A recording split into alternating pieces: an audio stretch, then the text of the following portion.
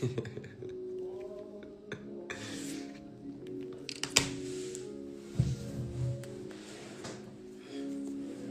كثير بحب هذا الشي اللي انا بعمله.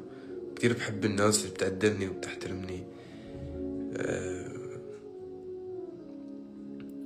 وصدقا والله العظيم انا انسان يعني ما بحمل ضغيني على ولا بشري بالكون، وما بالي همي بأمي مبسوطة، أبي مبسوط، أنا منيح.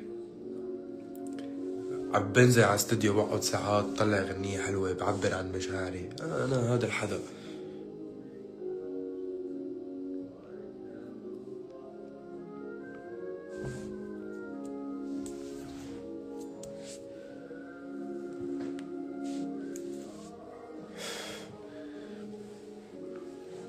وبحبكن كتير، وممنون للناس اللي عم تدعمني ليل نهار، والحمد لله على كل شي. والله اللي جاي أحلى. أنا إنسان ما بعرف مل، أنا بحب الشي اللي بعمله.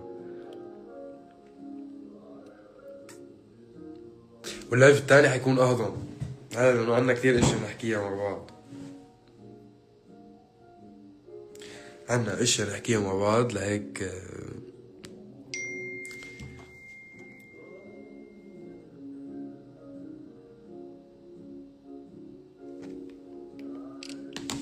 بحبها كتير من السودان. برني رب السودان وربكم كلكم.